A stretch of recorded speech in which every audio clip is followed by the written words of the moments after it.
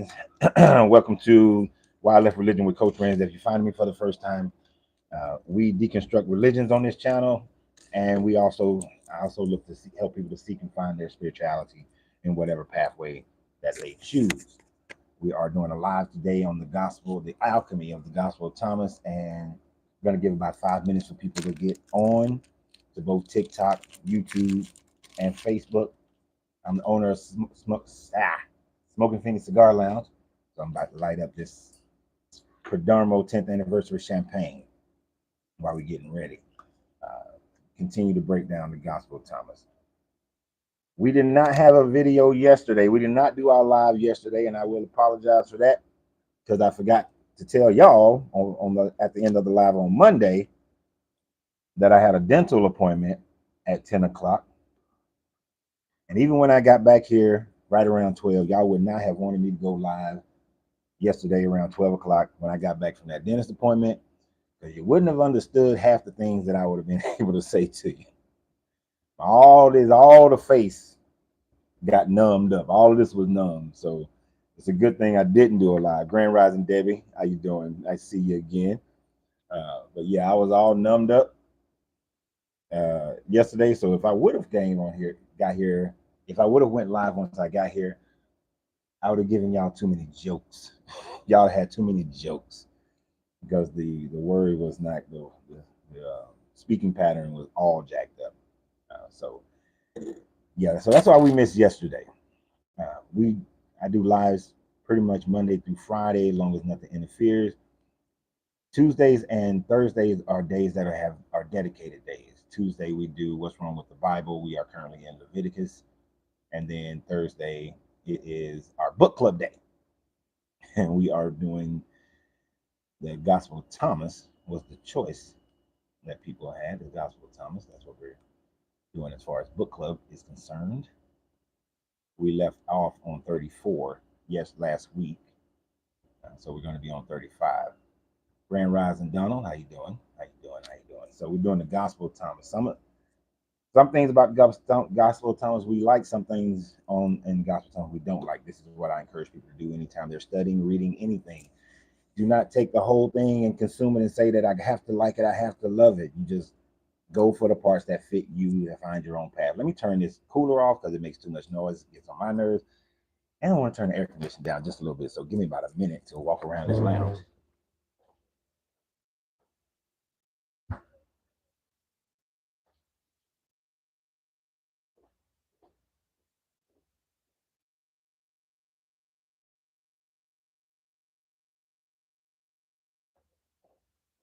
So we are getting things back in stride. Got some big things happening. Getting ready to put together I got most of the programs already put together, but we're going to get into some deeper studying going on in the Zoom network, in the Zoom program a little bit in the next coming month. So I look forward to that. All that's going to be determined this weekend as far as how those things function, how they work. But if you have been on here for the previous, I put part 3, but this is actually part 4. If you've been here for the other 4 parts of the Gospel of Thomas, how have you enjoyed them so far? Is it something that you're enjoying? I know the pace has not been as fast as I wanted the pace to go. Grand Rising Dwayne, how you doing? It hasn't been the pace that I wanted. I thought we'd go through this one a little bit faster, but it's actually been some good conversation. So we haven't been going through Gospel of Thomas as fast as I thought we would. By now, I thought we'd probably be at like 90 or something, but we're only at 35, or at least around 60. But we're at 35. If you've read the Gospel of Thomas before, let me know. If you've never heard of the Gospel of Thomas before, let me know. So the Gospel of Thomas was found within a Gnostic collection. The Gospel of Thomas is not necessarily Gnostic, but it is a book that the Gnostic, a companion book that the Gnostic would have with them. It was found in Nag Hammadi in the 1940s, and released in late night, I think like 47 or somewhere around there. It was released. Not exactly sure, but it is a list of sayings. It's a list of sayings that are attributed to Jesus. It was a book that was written late, like most of these books were written. Most of these books are written decades, if not centuries later. This one was written, I think, like a century to century and a half later. Um, Authenticity of it is it. I don't believe that Jesus ever existed, so it would be like me writing a book today and attributing sayings to um, Paul Bunyan. But in the same, but for these people who have been like who believed in Jesus, it'll be like me attributing sayings to Malcolm X. I didn't know him. I wasn't around when he was born, when he was walking around. I wasn't even born, but studied him, read what other people had said about him, and then wrote my treatise. So you can't verify it. You can't validate it is the actual sayings of a Jesus, of Yeshua. Uh, but we look beyond whether or not this has any historicity, because for me this character never existed anyways, and with this character never existing, what we try to derive on Thursdays, anytime any book that we study on Thursdays, it is just like even the Kabbalion, were the Kabbalion, the three initiates, did they actually get, they got it from the Emerald Tablets? Were the Emerald Tablets actually written by Thoth? Nobody knows. But the point was, what wisdom can we gain from it? Appreciate the donation, Donald. I greatly appreciate that. I think a lot of these books that you are sharing with us is new to everybody, to some of us, in that this is why maybe the pace is a little slow, because some of us never heard this stuff before. I got you. I understand. And thanks for the financial donation, Donald. I do appreciate financial donations or gifts or stars. We do appreciate those things. But what we try to assert from any of these books is the wisdom that we can apply this to our lives. It reminds me of a video I did a few days ago where somebody was saying the Bible is the only book that can solve the problems of today. You can solve a lot of problems of today if people follow some of the wisdom of the Gospel of Thomas, right? But this book was very instrumental in me walking away from Christianity, because it's a more esoteric internal viewpoint. You got to go in. So as we go through these, you don't have to agree with everything that it says, because I don't, and I hope that you don't either. Just like you may not agree with me, and I hope so, because you shouldn't. Not on everything. We can have our points of agreement. We can have our points of disagreement. Now, if you're somebody who wants to come over here and you want to talk trash and just be rude and mean and upsetting, you're not going to be allowed. Now, I know I went past our normal 5 minutes before we get started, so let me get started. And we're going to start with 35. And I did not pre-study for none of the ones we got to go through. So this is all coming off the hip. And I haven't read this in a while. Jesus said, one can't enter a strong man's house. Wait, we talked about that one. Without to a strong man's house and take it by force without tying his hand. We actually went over that one. I didn't scroll down in order to know exactly where we stopped off, because this is a digital version of it. We started at 36. Sorry, 36, which I just made disappear. All right, 36. This is where we're supposed to start. See, this is what happens when you don't prep. 36, Jesus said, don't fret from morning to evening and from evening to morning about what you're going to wear. Why do I feel like I've read that before? Because you read it in your Bible a little bit different, where it talked about, don't worry about the lily pads and all them, and, we're so more adorned than Solomon, and you shouldn't worry about it. So don't worry about what you're going to wear. This is one of those verses that I actually do love, because I see people every day constantly walking around in worry, stressed out. What benefit does stress have other than killing you? If I told you guys everything that was going on in my life right now, some of you would be like, oh my God, and you'd be so stressed out. I slept very well last night. Didn't want to get out of bed this morning, not because of depression or sadness, But because it was so comfortable and I was in such a deep sleep, slept like a baby, why worry about things? You shouldn't be worried about things. You shouldn't be sitting around overly concerned about this, that, or the other. You know,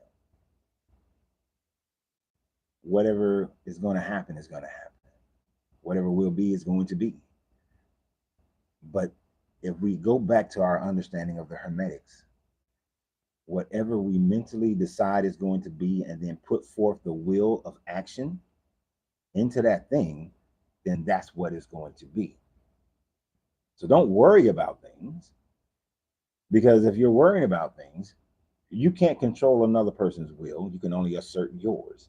Commit yourself to the actions to manifest whatever it is you desire to manifest. When you do that, and you're doing that, well, when you're doing that, why give any time to worry? Because worry creates doubt. Doubt creates negative energy. That negative energy manifested in your brain will cause you to not act in the way you should act, or cause you to act in a certain act where it's not exactly the way you should be acting. It's not going to get the best results, and so your results are diminished. So don't worry. And as a wonderful man used to sing back when I was growing up, don't worry, be happy. Don't worry, be happy now. Anyway, okay. 37. His disciples said, put on your glasses, Coach Renz, so that you can read this better. His disciples said, when you appear to us, and when will you appear to us? And when will we see you? Jesus said, when you strip. Wait a minute, why not? We read this already. We read that about little children. That was last week. Nope, we read that too. We read that. Be passersby. We read that. I am so sorry, y'all. I did not scroll this whole page.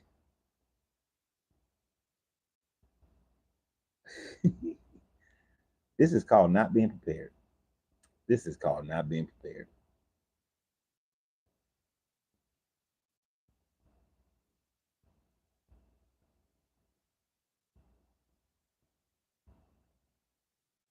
Because the tree will hate the fruit. Though we did the blaspheming thing. This is where we are. We're at 45. This is where we should be starting. My deepest apologies for not starting where we, because I was like, hold on, wait, this is too, not only familiar, but familiar, like I know we just did this last week, familiar. My bad. We are at 45. See what happened when you don't prepare. That should be a lesson to all of y'all and myself. All right, 45 is where we should have started. So let's start where we're supposed to start. You know, just rewind the tape, rewind the tape. All right, Jesus said, grapes are not harvested from thorn trees, nor are figs gathered from thistles, for they yield no fruit.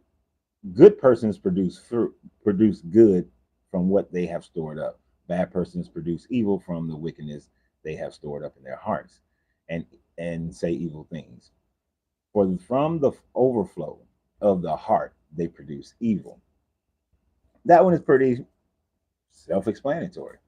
I mean, he used an analogy. You know, you can't get grapes from thorn trees because they don't grow there. They grow on a vine. They're easy access. You know, things grow from the nature of what they are.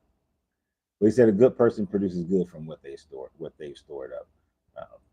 Kind of like you can take this into the mindset of karma.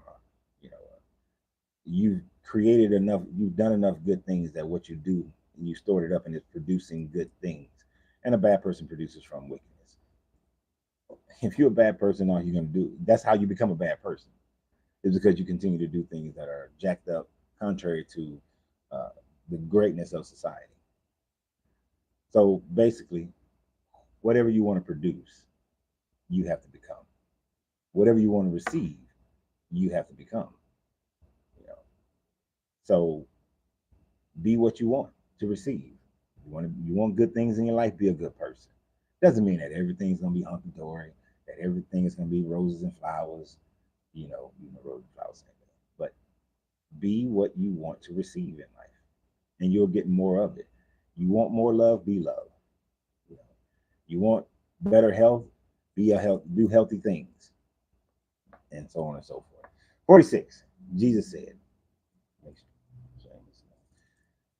for Adam, from Adam to John the Baptist, amongst those born of women, no one is so much greater than John the Baptist, that his eyes should not be averted. But I have said that whomever among you becomes a child will recognize the Father's imperial rule and will become greater than John. So at this time frame, and the Gnostics actually really venerated John the Baptist a lot. At this time frame, John the Baptist was the greatest dude. It's kind of like how we go through history, and although there were people who create all these great kingdoms, the more recent people usually become the greatest person. So he's saying that from Adam to John the Baptist, no one was greater. But if you were to understand the kingdom that is surrounding you and around you, you will become greater than John the Baptist, right? But it's also saying on the sneak tip that oftentimes we venerate these people of the past and then say that, oh, I can never be as great as that person, right? Like, let's say I wanted to, well, it's not I want to. So I am involved in and manifesting and creating the movement for the growth and unification of Black people in America, right? And further than America, just around the world, but the starting point is here in America. There will be those who will say to me that you can never be as great as Dr. King. You can never be as great as Malcolm X. And people will even have that in their mind. You can never be as great as that person. And people will believe that of themselves. I cannot be greater than that person. How I'm never going to reach the pinnacles of those people, because you put those people on pedestals. When you're in these religions, you'll put the apostles on a pedestal. And at this time frame, these people were putting John the Baptist on a pedestal, Adam, Moses. You put these people on a pedestal. But what this is saying is that when you become like a child, and we've talked about that last week, as becoming like a child, stripping yourself of all this other bullshit around you, and you'll be able to see this imperial kingdom. When you take away from your idolizing of people and understand the universal energies and how to function in them, you can become greater than any of them. I remember, actually, just reminded me. When I was in church, and the pastor said, "Do you think that the apostles that you're better, that you can be better than the apostles, or you're better than the apostles?" And everybody's like, "No." My dumb happy ass was like, "Yeah," because I'm looking at those people like, well, I was thinking about, well, they couldn't read, most of them, so I'm already better than them in that aspect. I didn't believe in all the foolishness of how they treated women, so I'm already better than them. So my dumb butt said, yeah. And he didn't make a big deal about it, but he said that I was right, because there's nothing more special about them than you. There's nothing more special about Dr. King than you. There's nothing more special about Maya Angelou over you. There's nothing more special about anybody in the past over you. The only thing that causes your greatness to not be great is you. It's you. You're sure you're going to have obstacles in your way. You're going to have challenges to overcome, but who doesn't? Who doesn't? And depending upon what country you're living in and the society and all that stuff, you may have greater challenges than the next person. But you still can do it. You still can supersede those people. It's like when I had a new salesperson in, and I had a person who's been selling for a while, and I'm having a sales contest, and I tell the person who's new, hey, John may only have to make 10 phone calls in order to reach this top, but you might have to make 100 to reach this level, but you can still compete. Now, if you want to win and John only makes 10 phone calls, you might need to make 150. You see what I'm saying? So this message, he was just basically saying, hey, don't put John so much on this pedestal. You can become, John the Baptist, he ain't all that special. You can become greater. You just have to know how. You just have to know how. 47. A person cannot mount two. Jesus said a person cannot mount two horses or bend two bows. Actually, you can't bend two bows, but and a slave cannot serve two masters. Otherwise, that slave will honor the one and offend the other. Nobody drinks aged wine and immediately wants to drink young wine. Young wine is not poured into old wineskins, or they might break. And aged wine is not poured into new wineskins, or it might spoil. An old patch is not sewn onto a new garment, since it would create a tear.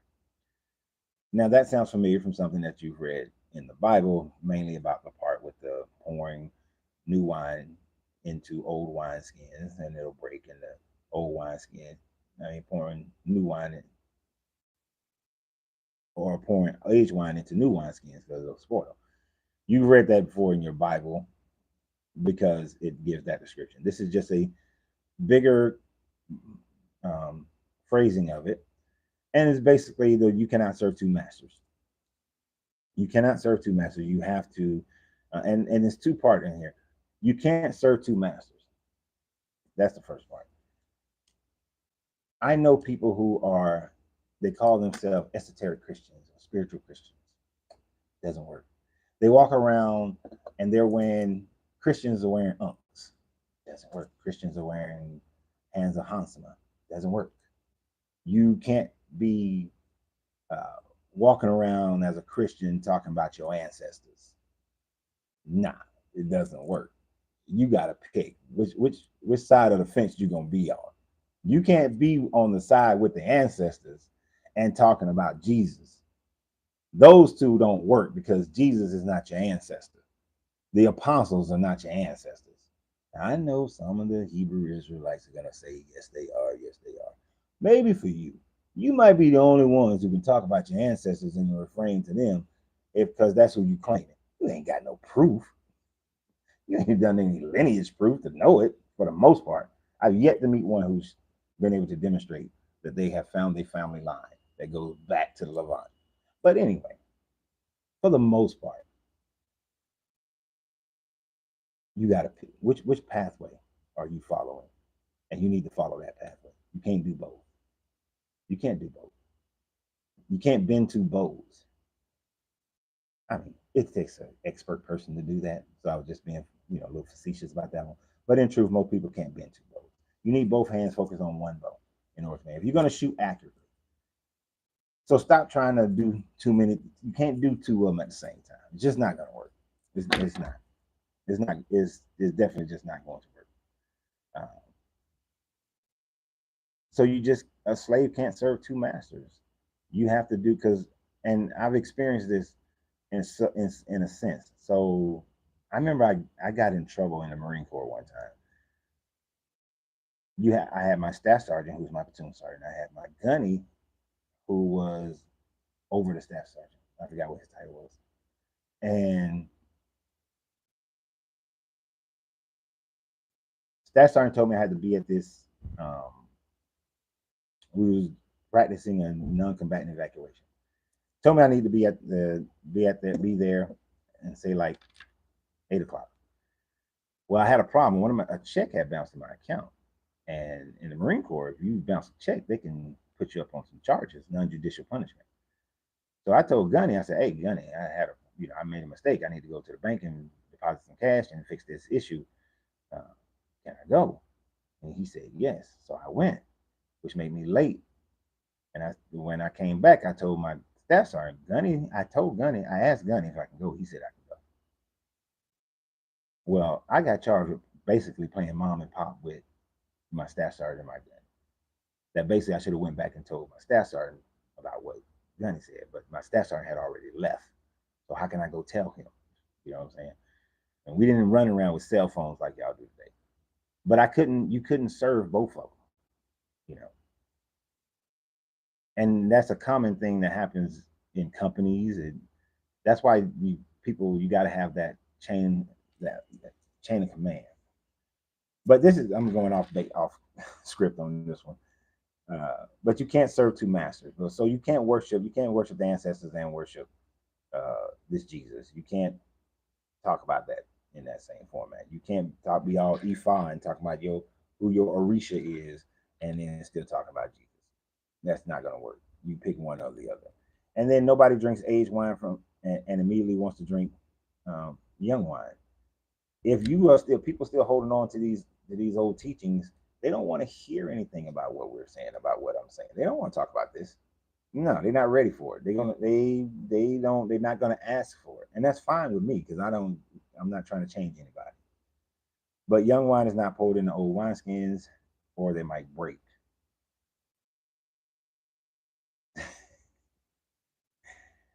Some of these people whose minds are dead set, if you were to tell them and they realize that they've been following something that is falsified, that doesn't have any proof behind it, that is wicked as hell, their minds will break, their hearts will break, their emotions will just overwhelm them. So that is another reason why I do not do that, right? And you won't, and sometimes you just don't, because and you have to leave things alone. There's a video I'm gonna do today where there's a guy who's trying to. I'm just gonna react to it. It's my guy Dan, but there's this guy, and he's old guy trying to be new wineskin, trying to pour some new wine in there, and he is spoiling the shit out of the Council of Nicaea because he's trying to take something, new information, and trying to make it fit into his old paradigm. That's what kills me when I hear these people who claim to be esoteric Christians. You're trying to take this new wine and pour it into your old wineskin. No, it doesn't work that way because it's going to break. It's going to spoil. It does not work. You're going to spoil the whole batch. But let's keep going. Shit. I'm gonna need y'all to start telling me. Move on, bro. Move on. All right. 48. Yeshua said, if two make peace with each other in a single house, they will say to the mountain, move from here, and it will move. Now you've heard that one before, even though most people, I am going to stay right here for a second. This is something that when we were doing the Kabbalion, we talked about it briefly, about you manifest things first with mental thought. And this is saying when two people make peace with each other in a single house. In the Gospel of Mary Magdalene, it talks about when the husband and the wife come into agreement, and to me, they're also talking about sexual alchemy, sex magic in that one.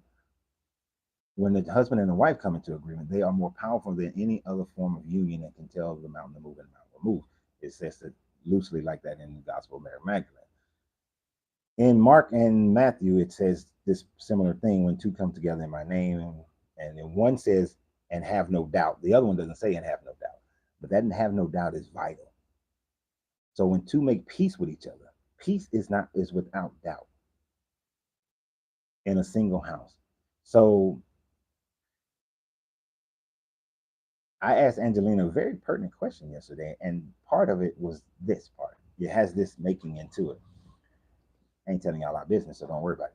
But I asked the question to see where the level of certainty was, because I know that for both of us to be in the house together and for things to succeed, we have to be at a certain level of certainty, of peace, of unity, of one mindset with each other in order for it to succeed. And that's pretty much what this is. When, I used to have friends who used to get together and they used to go to their church. Oh, yeah. And the church be like, okay, we're going to have prayer mission on Wednesday. And we praying for husbands. We praying for houses. Literally, they did have a prayer meeting for husbands, ladies. They had prayer meetings to pray for single women to get husbands. And they would pray to get houses, pray to end financial debt. And they had all these prayer meetups, right? And of course, they took an offering, but they had all these prayer meetups. If you are praying with somebody, and this is for my Christian distractors who are going to be on here. If you're praying for somebody, this is why I tell y'all don't pray for me. If you're praying with somebody You said, girl, we're gonna pray together, and we're gonna pray that we're gonna get husbands. But in that woman's mind, she's thinking, you ain't gonna get a husband because you jacked up. But she praying with you. Y'all are not at peace with each other. Y'all are not unified in your thought. You got to be one in thought. Even when for all of us, if you're gonna meditate in a room with somebody and y'all trying to unify y'all meditation, you have to make sure that y'all are in complete agreement. If that person has any amount of doubt, don't do it. If you and your partner are practicing sex magic, sexual alchemy, if at the moment of climax y'all are not in of the same mindset, you just wasted the energy. It has to be together. I don't even care if you're saying it. You're getting it, and y'all about to hit that orgasm. Yes, we buying a house today. Buying a house. We're gonna buy a house this year. Whatever it is. Yell it out.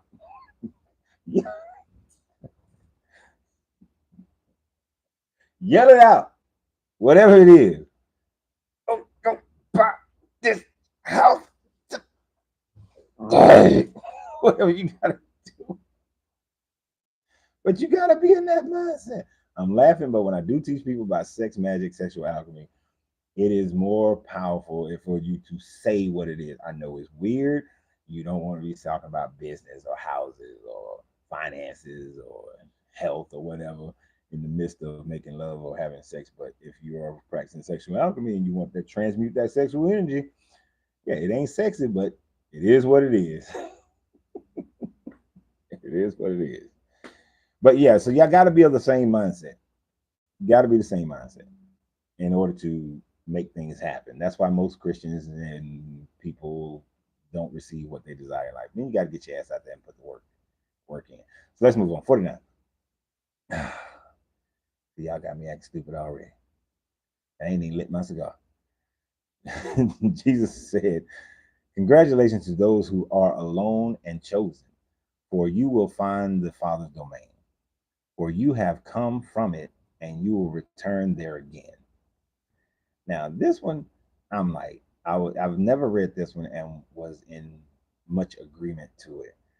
Because it says those who are alone and chosen, right? For you will find the Father's domain.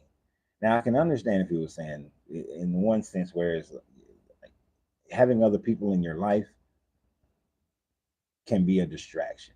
They can pull you away from falling. But it says, and chosen.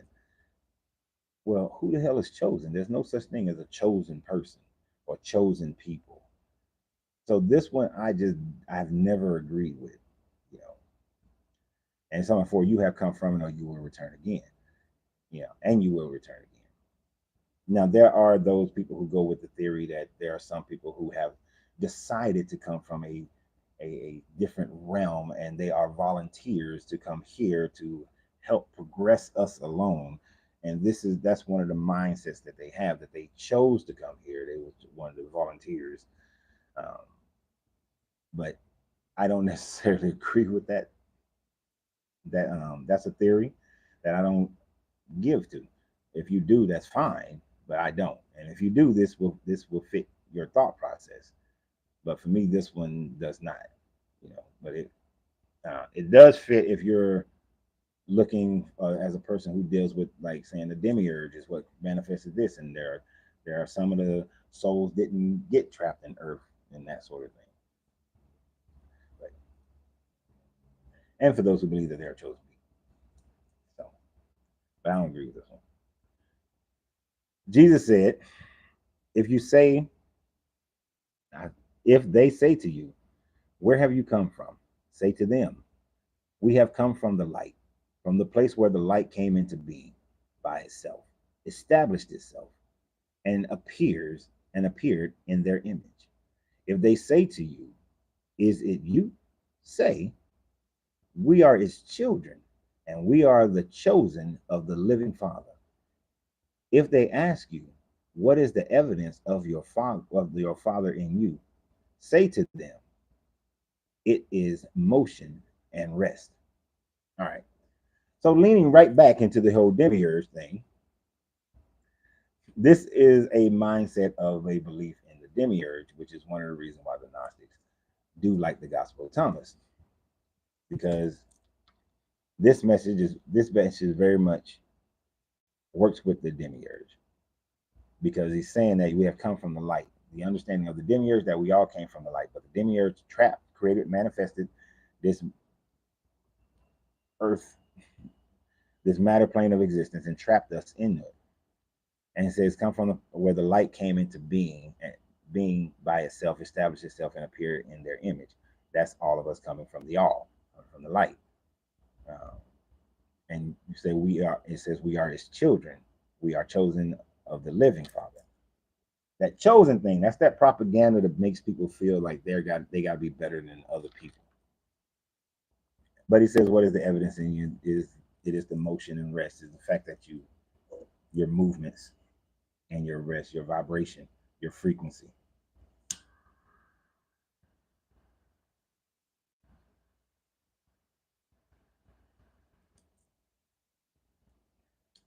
But this does support the idea of a demiurge. If you wanted to have a mindset of that, this would be a great way for a person to express that thought process of a demiurge. Now, do we all, as far as all of us emanating from the all? Sure, yes, I'm down with that. How can you prove it? That the Father is in you, your emotion and your actions. Sure, your actions, how you perform, what you do, how you live your life. I will grant you that. I will grant you that. Actual proof, facts, nah, you ain't gonna have no facts. But evidence is not exactly 100% hardcore facts. These are things that lead up to the facts. The evidence can be facts, but this doesn't have to always be facts. Put it that way. But how you live, yeah. You have to get a new device to get on YouTube. Gotcha. What up, Nikhil? Is that Nikhil? Wait a minute. Let me say it right now. Raquel. Now, if y'all got any questions or statements on any of these, please let me know. Y'all know I like some conversation. All right, 51. His disciples said to him, when will the rest of the dead take place? And when will the new world come? Isn't it interesting how people at all times are always ready for the end of this world? That just lets you know how much suffering has gone over the centuries. He said to them, what you are looking forward to has come, but you do not know it.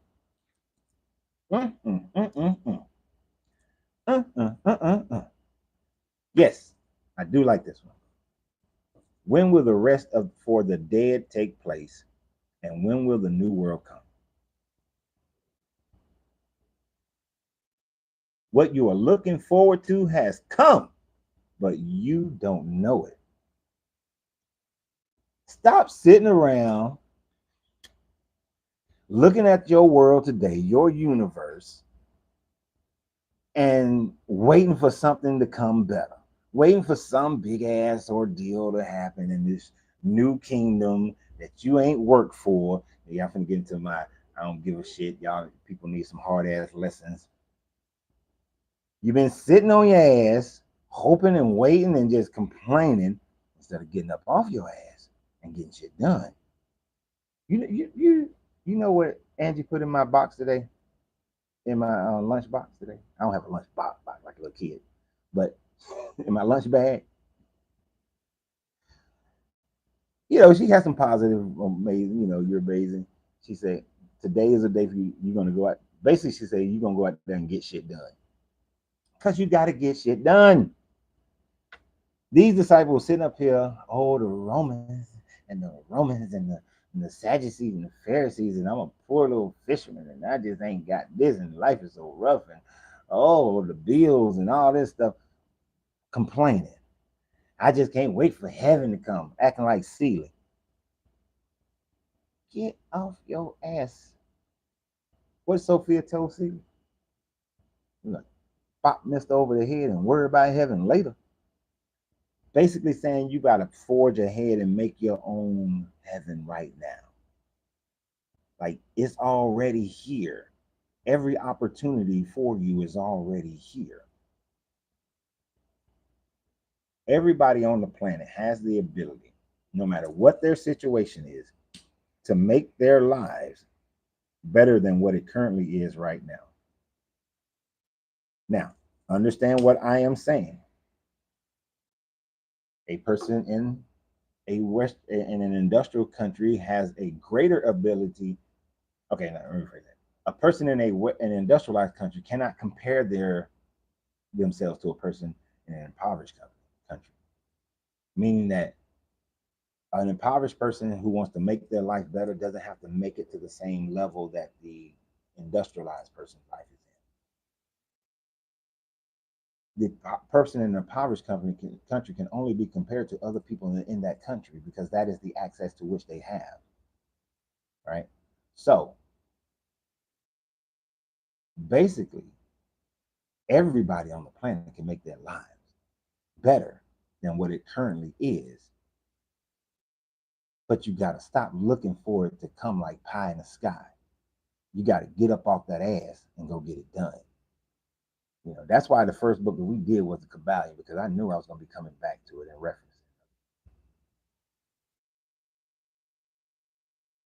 So basically, this was Jesus saying, the hell y'all complaining for?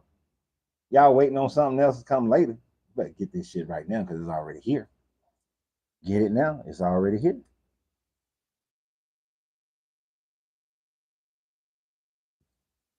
So that's a good verse.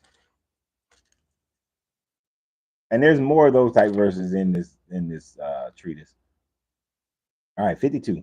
His disciples said to him, 24 prophets have spoken in Israel, and they have all spoken of you. He said to them, you have disregarded the living one who is in your presence and have spoken of the dead. Now, I had some problem with this one. I had some problem with this one in understanding it for a very long time. But he's saying 24 prophets have spoken in Israel, and they all speak of you. Right? Throughout, they are talking about the different prophecies of him coming. And he said to him, you have disregarded the living one who is in your presence, and you have spoken of the dead. Most Christians are not going to agree with me on this one, of course, but basically what he's saying, like, nah, all that prophecy, all that stuff that you've been waiting for, that person that you're looking for, you speaking of the dead person instead of paying attention to what's in front of you. That I'm in your presence right now. So you've disregarded me, looking at me. Stop looking at me to fulfill that. Look at me to be me. Right? There's people overthink this one to me, in my opinion. A lot of these scholars, they overthink this one. And that's just my opinion. Like, hey, they all spoke of it. I'm me. Pay attention to what I'm doing. Get out the past. Look, you cannot change the past. So why concern yourself with it? Right? You can only learn from it. You cannot live in the future. So why are you thinking and worrying about it so much? You can only do and live in the now. So live right now. Focus on the right now. That ex-wife, ex-husband, can't do shit about that. Why do you care? We was talking about that here in the lounge last night. I just decided to go live on the Cigar Channel while these jokers were talking. And one part of the conversation was like how people can have an ex-wife, ex-husband, and they still be friends because they got kids or whatever, family. And they got to deal with each other. While you got other groups of people, they just still be mad at that other person. I'm going to be mad. What you mad for? Relationship over. It's over. Move on. If you got kids with each other, y'all need to be co-parenting. Y'all need to be as friendly as you possibly can be. For the sake of your kids, if you actually love them kids. If you don't love the kids, then keep on going at each other. Why are you mad that he got a new woman? Why are you mad that she got a new man? What does it matter? Why are you focused on that? All that focusing you put on that, you miss out on the person that's in front of you. you miss out on the woman or the man that's in front of you. And that's what this Jeebus is trying to say. Hold on. I told this motherfucker. Keep on. Keep on, him. What am I supposed to do? What you supposed to do? Shop somewhere else? No, you're not gonna shop somewhere else. But you're gonna respect my time, man. I absolutely do respect your time. I also came to remind you, to see if you still want to do tomorrow or not. Yeah, we still gonna do tomorrow. You the one said that you want to do tomorrow. We're gonna do polygamy tomorrow. Wasn't it polygamy? Yeah, polygamy and the Bible. Yeah. Polygamy, polyamory, and the Bible. Yeah. Hurry up. Yes, boss. This joke. You see, this is why I don't like. See, you let people do something one time, and they start taking advantage of it. You see what I'm saying? Yeah, but this joke is gonna be with me tomorrow. You cannot. What am I saying? Shit.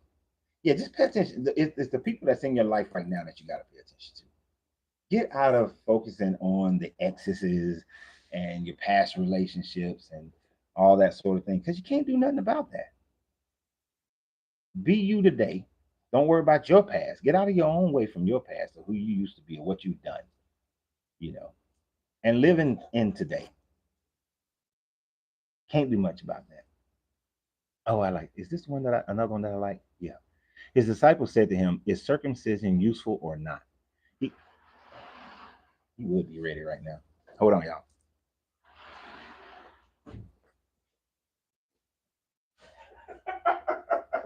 Don't talk right now. And what time tomorrow? I don't know. What time tomorrow? Let's do it early. What time do you start, John? 10 o'clock. Okay, so then. Does that work for you? Yeah, I'll make it work. Yeah, I'll be here. Well, hold on a minute. I ain't gonna be here at 8 o'clock. Tomorrow is Friday. I got a 10 o'clock meeting. Oh, so you can't be here. Well, you know what I'll do?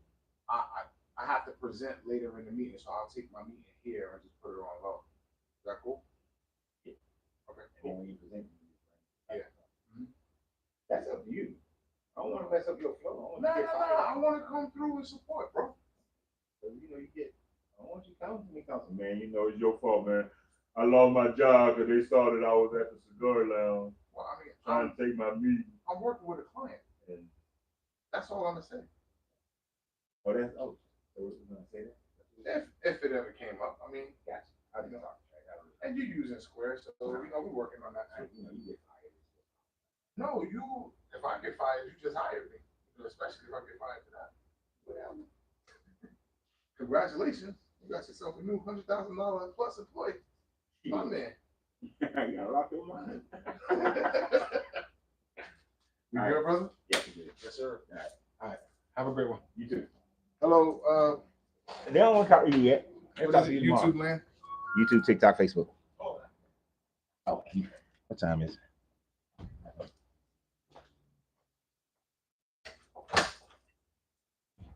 Well, I tell you, these jokers. Anywho, thank y'all for being patient. See, you let them do something one time, and jokers will take advantage. They ain't gonna show. I'm gonna dog his ass out tomorrow. I'm gonna dog him out tomorrow, but he's gonna be on me with me tomorrow. So, okay, y'all talking over there. Yeah. This one, actually, I was talking. See, this is why y'all need to hang out with me sometime, because I was talking about this one yesterday, and I might do a video on this one. But he said, his disciple said to him, this is 53, is circumcision useful or not? Now, mind you, circumcision was a sign from Abraham, that this deity gave to Abraham to show that they are dedicated to him. When in truth, it was a thing that they did to separate themselves from the Philistines, because at the time frame of these Hebrew people, circumcision was already something that was done in the Nubio-Kemetic society. It was something that Sumerians had already been doing. Other cultures had already been doing circumcisions. So it is not like the Bible created circumcision. But he said to them, if it were useful, their father would produce children already circumcised from their mother. Rather, the true circumcision in spirit has become profitable in every respect. So, physical circumcision as a sign, bullshit, is what this Jesus is saying. That if that's how you were made, exactly how we come out the womb is exactly how we are supposed to be made. I ain't gonna lie. Uh, I had my son circumcised just for the appearance of it all. You know, that's why I had him done. It had nothing to do with Christianity, Judaism, none of that bullshit. Um, and there are people who can debate, cleanliness and that sort of thing. But, he growing up in America, I know how most women are not going to react kindly to uncircumcised men. So that is the reason why my son got circumcised. I was thinking about his future love life. But, and it's just more of the custom of the day, more of a customary thing that we do. But according to, this Jesus is saying that, hey, if circumcision of the penis had any true meaning to it, then you would have been born that way from your mother. Meaning that if your mother was already Christian or Jew or whatever, and from the Abrahamics, then you would have been born circumcised. But he's talking the true circumcision of the spirit. Now that is something that they do teach in, well, at least I've been to churches where they taught that it's the circumcision of the spirit that is what is actually trying to get done. Too bad that they didn't teach that in the Old Testament. That is like new doctrine. But Old Testament was like, nope, that's just a sign. And then David had to go get a whole bunch of penis skins. And Perez and his brother tricked that tricked the whole town into getting circumcised so they can then go genocide them while they hurting. So, but it is a true circumcision. Now you can take this in your esoteric mindset and say that, this is alchemy, the cutting off, the burning, the burning of the metals, and then pouring off the impurities, and mental alchemy of doing that through your thought process and how you think. So you can take it in that regard as well, as far as the alchemical mindset of circumcision of the spirit. But I do like how this is a contradiction to your Bible, where it's saying that you got Jesus, who's supposed to be God, is saying, nobody need no damn circumcision. And bloodlust. What it? Moses almost got killed after he was given his mission and was on his way to do his mission because he hadn't circumcised his kid. But his Midianite wife went and circumcised him to save her child and save her husband. Ain't that something special? I've heard getting a circumcision is extremely painful for a child or even an adult. The thing about getting it done for a child, it's gonna hurt no matter who does it, whether it's when you're a child or if you're an adult. It's any kind of, you're removing skin. It's a minor surgery. It's gonna hurt. It's going to hurt more if you're an adult than as a child. But the beauty of doing it when they are a child, they don't remember. Like my son has no memory of that. The reason why I was sweating bullets yesterday, getting that done, getting the deep cleaning, is because I remember what it's like to have needles stuck in my gum line. So of course, when she was sticking them damn needles in my gum line, I was already tense before she was doing it because I have the memory of it. I don't have the memory of my circumcision as a child, So does it hurt? Yeah. Do they get over it? Yeah. And Renee, you say you'll pass. You'll pass on what? Getting a circumcision as a man, as a grown man, or doing it at all?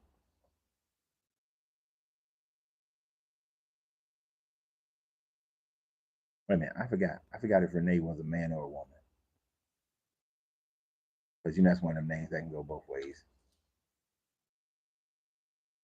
But I've heard many women who, when they see a man that's uncircumcised, they like, nah, that's a turnoff for them. And they be like, nah. That's the question. I'm curious. Ladies in the chat,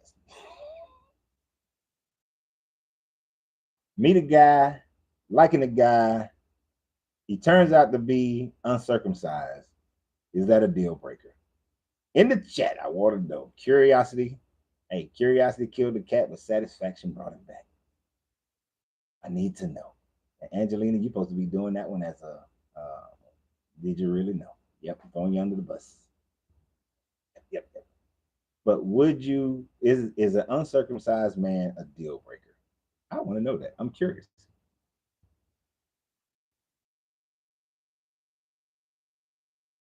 Because that's what because culturally we've grown up with that. I'm that's going to sway how you are. If you grew up back in like the 300s in Rome, damn, most of the jokers was uncircumcised. Definitely a man. Okay, you know what? My bad.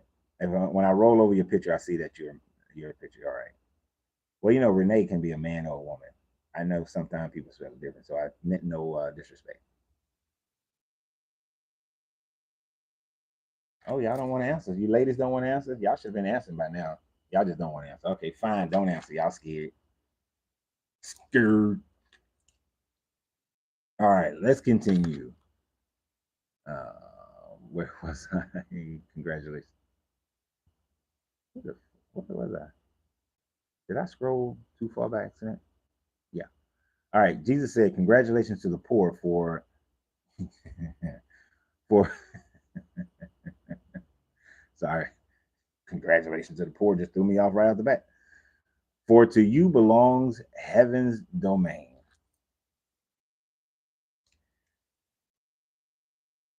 A bullshit. A bullshit. A bullshit. When at some point I'm gonna put this, I'm gonna get a sound thing and I'm gonna put it over here and I'm gonna have that little boy saying a bullshit because I would have played it right there. Congratulations to the poor, for you belongs for to you belongs heaven's domain. Yeah, the poor. Now, what version of poor belongs uh, for to you belongs heaven's domain? Are we talking about finances? Are we talking about spiritually poor? Are we talking about financially poor? Are we talking about emotionally poor? Are we what type of poor are we talking about here, bro? Now, most time they talk about uh, financial poverty. I'm pretty sure if I went back and looked at the Greek word that's used for poor here, is probably referring to uh, financial finances. This goes along with that bullshit that I was taught as a child that a rich man goes to hell because the camel can't fit through the eye of a needle. This is bullshit. Because later on, I found out that a camel can easily go through the eye of a needle as long as you can offload. If you get off your camel and offload all your products, then the camel walks through the eye of a needle very easily. All rich people ain't bad. This trying to make it seem like, oh, being poor is, poverty and piety going hand in hand, where you got these priests and these, uh, you know, monks and all these people. They have this vow of not only a vow of chastity, but they also take this vow of poverty. This is some bullshit human stuff. That's right, Raquel. Give me prosperity in its abundance. Exactly. And it also contradicts uh not Ezekiel. Ecclesiastes says something similar to do many businesses for you know not which one will succeed. So it tells you to do many businesses. Why would you tell somebody to do business, and yet tell them the poor gets the kingdom? It goes against the whole thing about if you were Christian and you're looking at this. But so this is why it doesn't jive up. I'm comparing this to Christianity, right? I'm not saying, and there are some things in Christianity I do like when it says do many businesses because you don't know which one will succeed. That was my favorite little verse in Ecclesiastes. I think it's like Ecclesiastes 22:11 or some shit like that. I have no idea where it's at now. I used to know it, but it gave me hope as a little kid when I was still in this book. But it's kind of like the story with the talents. If you ever notice and go back and read the story of the talents, and I've been meaning to do a video about this. You ever notice how the guy who doubled the money, then you had that guy who made a little money, like 1.5, and then you had the guy who hid it. When he took the money from the one that he called lazy, he didn't give it to the guy in the middle or spread it out. He gave it to the person who made the most. And this is supposed to be a good story about you using your talents. And basically, if you do the best with it, you get more because you're done well with it. So this 54 I call bullshit. I call bullshit on 54. A bullshit? A bullshit? I can't wait for like 10, 15 years from now when that little boy is older and they do one of those 10 years later. So, anyway, let's move away from that bullshit. 55. Whatever does not hate, whoever, I don't know why am I right? Whoever does not hate father and mother cannot be my disciple. And whoever does not hate brother and sister and carry the cross as I do will not be worthy of me. This is one of the reasons why you know this book was written well after this supposedly Jesus character, but the story was already out there, right? Because he would not be talking about carrying the cross as I do. You know, this is after he carried the cross.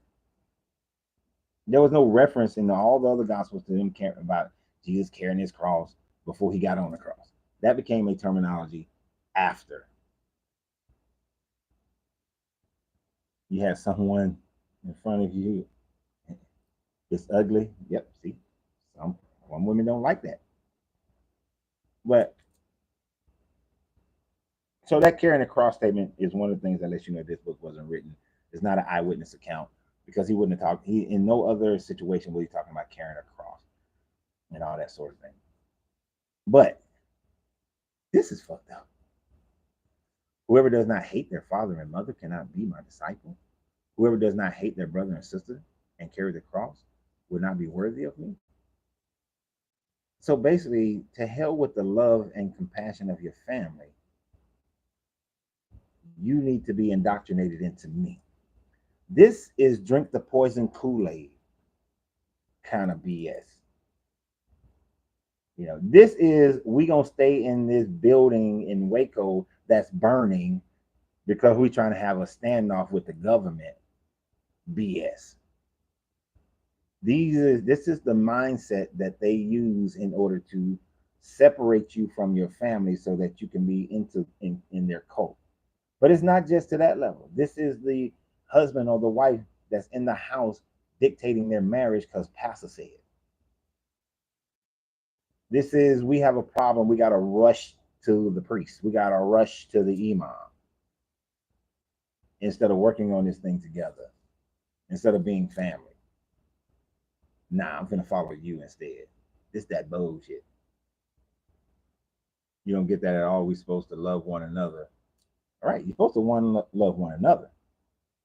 But this joke is like you gotta hate your mother and your father, and it's such a strong word, hate. Because hate, we talked about this last night. Hate and love are on the same pole. It's on the same pole. For as much as you love someone is as much as you can hate someone. It's just a rhythm. The law of rhythm is always at work. But to hate your mother and father, I would never hate my mother, nor my father, nor my grandparents, nor my brother, nor my sister, even though she called me in the middle of my video knowing that I'm doing it. No. No. You can have your heaven. You can have it, Jeebus. Anyway, yeah. I think this is, and even in the Bible, when it says something similar to this, within the canonized Bible, there is a similar statement in there that says that, you know, if you don't hate your mother and your brother and sister, you can't walk with me, basically. And I'm like, this is foul. And I've heard preachers preach on that, trying to make it right. Yeah, when it's in the Bible, they'll say it's okay. I bet you if I read this and I told people, oh, this in the Gospel of Thomas, they'd be like, oh, that's so horrible. That's not right. And then find the same one in the Bible that, oh, you know what? I'm gonna figure out a way to do that. I'm gonna figure out a way to do that. Yes, my petty ass is gonna figure out a way to do that. Yeah, I'm gonna do that one. Or be in debate with. I don't do debates, but I'm gonna figure that one out. So let's continue with this because we done had a few little bullshits of gospel Thomas. Jiva said, "Whoever has come to know the world has discovered a carcass, and whoever has discovered a carcass of that person, the world is not worthy." You know, let's take this into some context. Whoever has discovered the world has discovered a carcass. This is dead. Now, for those people, discovering a carcass was a risky thing because as we've been going through Leviticus, those who've been doing it have we understand that for those people, if you touch the carcass of a dead animal, whether it's a clean animal or an unclean animal, whether it's an insect, remember they say that you slap an insect and head on your neck, you slap the insect and you touch the carcass and it's dead and it's in your hand, then you're considered unclean, right? So discovering a carcass runs the risk of finding out that you could become unclean to this deity, right? But so it's not necessarily saying you touch it, but understand that this world is a dead world because life is everlasting in heaven. And whoever has discovered, whoever discovered the world has discovered a carcass. And whoever has discovered a carcass. So when you come to that realization that this world is a carcass, of that person, the world is not worthy. When you come into the illuminated state, this world is not worthy of you. It's not. It's not. Because religion is a dead carcass. Religion is not worthy of me. I recognize it is. This is why I don't try to change people because they're not worthy of me to come and try to change them if you're dead set in your religion. That's why I tell them all the time, if as long as it keeps you moral to not kill my kids, rob me, do things like that, stay in your religion. If you want to stay in death, stay in your death. If you are America, y'all know as soon as I get everything squared away, my ass is leaving America. America's a dead carcass to me. Why? America's not worthy of me. Now I would do all that I can before I leave and even after I leave to make life better for my folks in America, but it's a dead carcass. And most countries of the world are dead carcasses as well. Small little island somewhere sitting there being peaceful and nice, meditating, doing videos. I'm good. That is life. Seems like they pick over different verses, teach some, and leave out the others. Oh, they do it all the time. All the time. You got to teach what fits your current doctrine.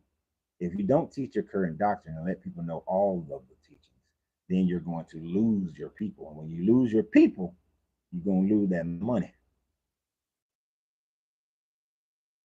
But also, you start losing your people, you're going to lose your whole sense of self because most people need other people to agree with them in order for them to believe whatever they believe. If you want to become not worthy of this world, don't require anybody else's agreement in order for you to accept whatever it is and then those things that you have hypothesis or believe about. I hate using the word believe because even the things that I can't prove, there's evidence leaning in that direction, which makes it more of a theory or hypothesis, or a hypothesis. 57. Yeah. Yeshua said, the Father's imperial rule is like a person who has good seed. His enemy came during the night and sowed weeds among the good seeds. The person did not let the workers pull up the weeds, but said to them, no, otherwise you might go to pull up the weeds and pull up the wheat along with them. For on the day of the harvest, the weeds will be conspicuous and will be pulled up and burned. I actually kind of like this one. It's similar to a lot of the seed. They use farming analogies quite often back in the day because they were an agrarian culture. Um, But it's saying that, you know, the kingdom, you're going to, good seeds were put out here. The Kabbalion, alchemy, transmutation, good seeds are put out here. But people have come and put weeds among them. Or even some of the writings within this Bible and even in here in the Gospel of Thomas. There's some good stuff in here. But people have come and sprinkled in their weeds. You could try to pull out the weeds right now, but wait. Because if you pull them weeds out right now, you're liable to pull out the seeds of the good seeds. Not easily identifiable when they're just seeds. You see what I'm saying? If you're trying to pluck them, you don't know which ones are, you're going to pull out some of the good ones. But wait for the harvest. Wait for time for things to grow. That's today. That's how we are today. The Bible has had time to grow. And we have access to more and more information. It's harvest time, age of Aquarius. We can tell the weeds from the wheat. This is why we can pull certain parts of the Bible. We can see wisdom, we can see alchemy, we can see energy transmutation. We can see some of those things. That's why I don't say it's all bad. There is some wheat in there. Not a whole lot, but there's some wheat in there. Most of it is not in the Old Testament, but there's some wheat in there. And we can pull those things out. When we do the Tao, there'll be similar things. Not as many, nowhere near as many, actually. Nowhere near as many. I mean, it's only 81 sayings, but even in those 81 sayings, statistically, it's like far better. But as things go, you can pull the weeds out, even in your own self. Even in your own self, there are things that I say today that are converse to what I said 20 years ago, because I've had time to grow. I've had time to grow and be able to pull some of the weeds out and realize some of the things that were not taught, or I didn't study as well as I should have, or new information just came out. That's the beauty of archaeology. There's always something new. So, sometimes let things grow. You'll pull out the weeds. Y'all know I like talking about relationships. That's why I have a whole nother channel dedicated to relationships. But we, you know, give a person enough rope. They'll show you who they really are. Let them weeds come up. Oh, don't meet them today and be like, "Oh, I love you, girl. I love this man." No, give them some time, and then see if there's a bunch of weeds in there. And moving on, 58. Yeshua said, "Congratulations to the person who has toiled and has found life." I like that. Too many folks just go to church, sit in the church, and take whatever they're given. Too many people listen to YouTubers, TikTokers, Facebookers, and just take what they're given. If you truly want to find enlightenment, you got to do work. I'm gonna tell y'all. So I'm going to, in the next month or so, I will start doing private classes, group classes. It will have a fee attached to it. People will waste $30 every week, but you're not willing to take. Yeah, I'm gonna buy coffee. If you're buying coffee every week, 3 times, 4 times, you're spending $30, $40 every week. There's something that you're doing that's, pleasurable to you, that you're spending $30 every week. But then somebody comes to you and say, "I have a class where it's going to help you but you got to learn. You got to put in some work. You're going to have to read some books. You're going to have to study. You're going to have to do some meditation. You're going to have to look deep within. You're going to have some exercises that you got to do in order to figure out this universe and to find your life, find your spirituality and pull that out of you. You're going to have to work, toil." Oh man, $30. I ain't got it. I ain't got it. Ain't got it. Oh man, why can't you just get it to us for free? Why you gotta charge for it? There's no value in things given for free.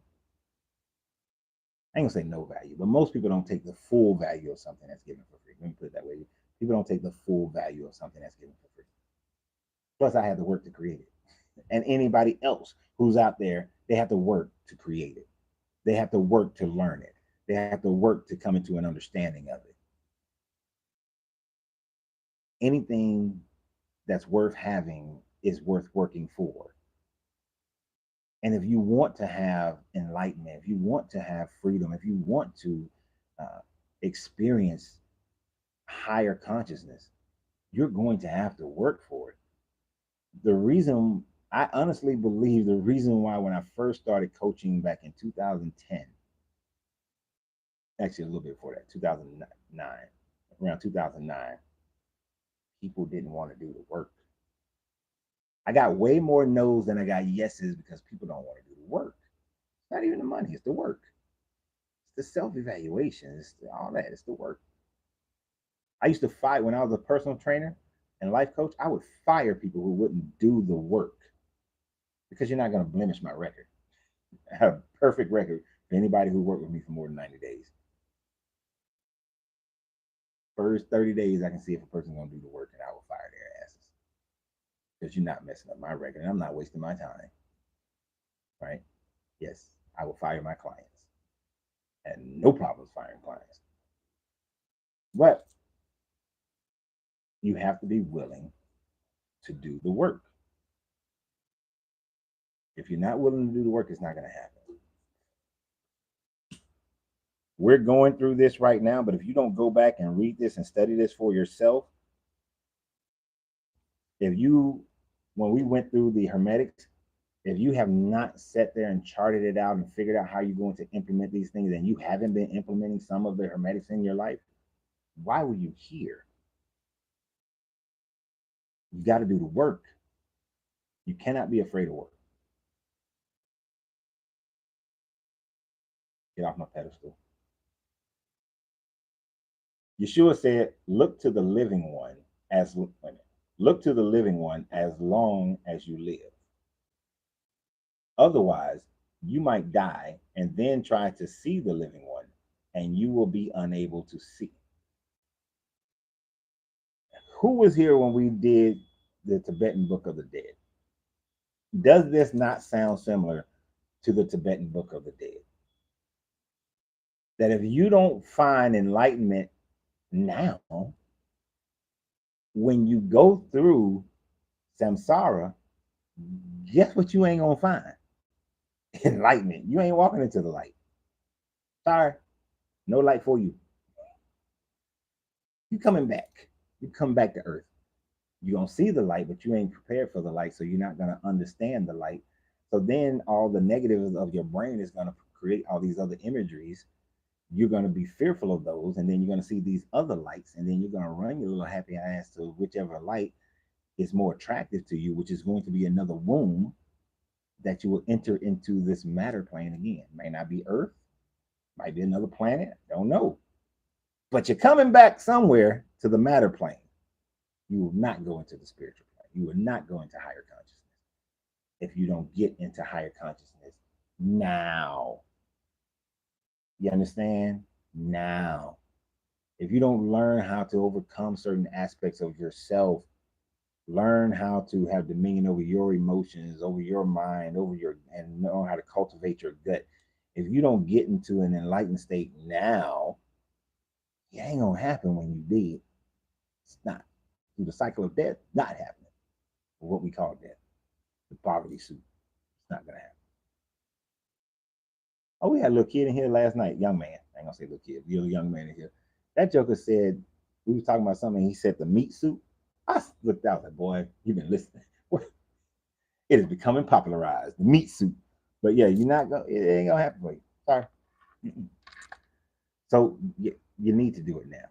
You got to become enlightened now. Don't wait. 60. We're moving along pretty decent, but a lot of these are short. That's why. Oh, this one is not a short one. Hold on. Put the glasses on. He saw a Samaritan. Now, it got quotation marks because they didn't have the information when it was torn off or something like that. They it might end abruptly or they added. So he saw is added. It just says a Samaritan carrying a lamb and going to Judea. He saw a Samaritan carrying a lamb and going to Judea. He said to his disciples, it's a blank space, that person, blank space, around the lamb. They said to him, so that he may kill it and eat it. So it might be why that person is carrying a lamb or have a lamb around his about his neck as a ram. But the third part of this one says that the third verse within this saying, they said to him, so that he may kill it and eat it. He said to them, he will not eat it while it is alive, but only after he has killed it and it has become a carcass. They said otherwise he can't do it. He said to them, so also with you, seek for yourself a place for rest, or you might become a carcass and be eaten. So let's go through that one again, because I know that was a lot to take in. He saw a Samaritan carrying a lamb and going to Judea. He said to his disciples, that poor lamb, that poor maybe animal around his neck. They said to him, so that he may eat it, he may kill it and eat it. They said to them, he will not eat it while it is alive, but only after he has killed it and it has become a carcass. They said, otherwise he can't do it. He said to them, so also with you, seek for yourself a place for rest, or you might become a carcass and be eaten. So all the time it's talking about you need to be like a lamb in the Bible. Be a lamb, be a lamb, be a lamb. The lamb is killed and then eaten. But he's saying that you should seek out for yourself a place to rest, or you might become a carcass and be eaten. Don't be a freaking lamb, right? Don't be something that is carried about around somebody else's neck, being carried to the Samaritan is carrying this lamb to Judea. He's going to kill it, and he's going to eat it. If you're just being carried about, if your will is being, if you're the effects and you're not the causations, then you will become a carcass and be eaten. So don't be like a lamb, right? I used to tell people all the time, be a goat. A lamb just follows the shepherd, eats wherever the shepherd tells it to eat, drinks wherever the shepherd tells it to drink. As long as the shepherd is providing that, the lamb will continue to do that. But eventually, the lamb gets slaughtered, right? It might take your wool for a number of seasons, and then they're going to slaughter you, right? Goats and lambs always got their head down. Goats got their head up. Goats can be unruly. A goat will try to escape. A goat tries to go where it wants to go. Now, that's fine. So at minimum, be a goat. Be a goat. Keep your head up. Find what's green pastures for you. Otherwise, you get slaughtered. Now, goats get slaughtered too. So let's be tigers. Let's be lions.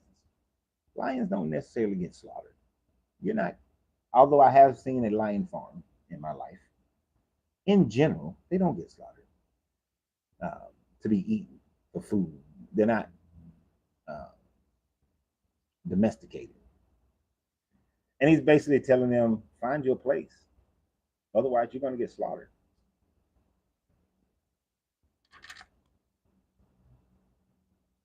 Now, I wish that one was complete, but it's not. 61. Yeshua said, two will recline on a couch. They had couches back then. But anyway, two will recline on a couch. They did. They had couches. One would die, one would live. Salome said, who are you, master? You have climbed into my couch and eaten from my table. You have climbed onto, sorry. I say, wait a minute, what's Salome talking about here? Sorry.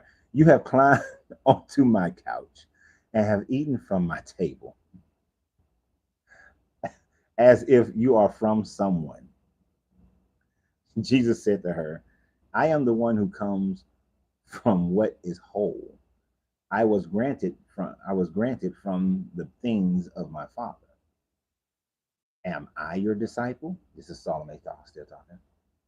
For this reason I say, if one is whole, one may be filled with light, but if one is divided, one will be filled with darkness. Now, my mind ain't always right. So because I read one little part wrong, my mind went straight on over there. He climbing on her couch, eating from her table. And I bet y'all, some of y'all mind went there with me. Because I'm not the only one. I know this. But he just started out saying, two will recline on the couch and one will live and one will die. This has nothing to do with revelations or raptures or anything like that. Then Solomon is saying, who are you, master? You have climbed on my couch and eaten from my table as if you are from someone. If you are from someone, like you're not from. But you eat. So she's trying to get down with the analogy. Jesus said, I am the one who comes from what is whole. And this is where we get into the actual thing of it. What is being whole? Being whole is multiple things. We can express it in multiple things, multiple ways. Having the balance between your masculine and your feminine so that you can manifest, you can generate, you can create. But having that balance instead of being all masculine ego or being all feminine, she-go. So it's to having that balance. Having a balance and control over your emotions and your mental reasoning so that you don't reason your way in and out of things. You don't emotionalize your way in and out of things, but you have a balance between the two of your thoughts and your emotions. It's when you are whole that you are filled with light. As long as you are separated, you are filled with darkness. An easy example would be all over TikTok, you will see these podcasts of these are men and they're dogging out women. These are women and they're dogging out men, and so on and so forth. These people who, this man who is dogging out the women is out of balance with he doesn't have his feminine energy in balance with his masculine energy. These women who are dogging out all the men, it's the same damn way. Unfortunately for them, they are exerting all kinds of masculine energy, and they're out of balance with their femininity. The most of the time people are out of balance, they find themselves drawn more to the masculine side instead of having a balance between their masculine and feminine. Now, there are some out there who are so goddamn to the far of feminine that they are out of balance with any masculine. I'm gonna get in trouble for this example, but I don't give a shit. It's kind of like when I see the dude who acts more like a woman than a woman acts. And it pisses me off when other women celebrate that. I'm like, why are y'all celebrating him acting? And it's acting. This shit what nobody says is acting more feminine than a woman. Like, I've never seen women act like that, prance like that, talk like that, flail like that. I literally watched a dude take an ass whooping because he wanted to fight in a way that he thought is more feminine. You know what I'm saying? He started doing all that bullshit and took an ass whooping. And I knew the dude, and I literally said to him, when we were kids, you didn't fight that way. As a matter of fact, when we was kids, your ass used to throw down. You knew how to knuckle up. We used to box, at the boys' club. We used to box at the Salvation Army Rec Center. You used to throw hands. Why in the hell would you take an ass whooping so that you doing this shit? It don't make no sense to me. I don't care if you're attracted to men, be attracted to men. You sleep with men, go sleep with men. Do whatever you want to do. I don't care. I really don't care. It doesn't involve my life. Go do. I don't care. Don't take no ass whooping.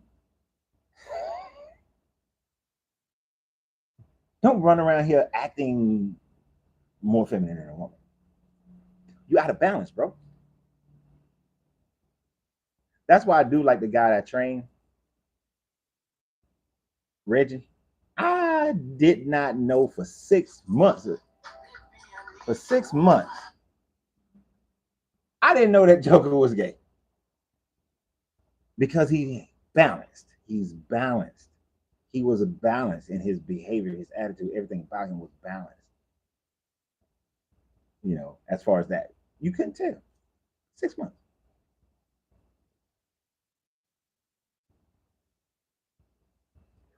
And the only reason I was mad at him is one thing. Well, one, he was inviting me to come to his club, which then I would have known what kind of club it was. So why you invite me? That pissed me off. I don't try to recruit me. Two, um, I know that when you go into a locker room that there are gay men there, but in a man's mind, there's a difference when I know and when I don't know. It's just a mental thing. So it's kind of like you try to sneak me. So it's a trust thing, I should say. But you got to be balanced. Let me get back to this. You got to be balanced in your masculine and your feminine, balanced in your energy, balanced in your morality. It's what is that part of the Bible when it says there's a time for war and there's a time for peace? There's a time for it goes back and forth in that kind of mindset. There's a time. Fear is good, and then there's a time where fear is bad. You got to have a balance your fear. If a big ass tiger came running in here through the back door, I'm not stupid enough to be. Oh, no. What them dumbass preachers who say, "Oh, I'm going to show you that," and they go into a lion's den and their ass get mauled and ate up. That's stupidity. There's a time for fear. Lion tiger come running into that back door. I probably don't have enough time to unlock this front door and get out the front door and lock it back so he's stuck in here. I probably don't have enough time for that. But I'm damn sure gonna try. You know what I'm saying? There's it's not my gun is too far away and my knife is too far away. So I'm pretty much shit out of luck for the most part. For the most part, I'm SOL. But if I have the opportunity to run and escape, forget everything and run. That's what fear, the acronym. Forget everything and run. Or face everything and respond. So it has this balance to it. And when you don't have balance, you're just filled with darkness. You're filled with pain, anxiety. You're always angry or you're always depressed. You always got anxiety. You always got some kind of damn issue. Right? And if you're filled with darkness, then all that will spew from you is darkness. And you'll bring other people into your darkness. And that's not the good kind of darkness. That's spring force light. That's the bad kind of darkness. All right, so 62. So we got 1205. That person, I think they're next door. All right, so nobody's here yet. But let me unlock the door here.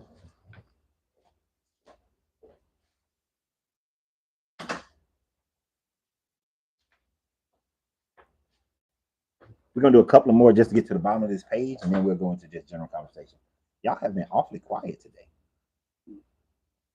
62. Yeshua said, is that right? Yeah. I disclose my mysteries to those who are worthy of my mysteries.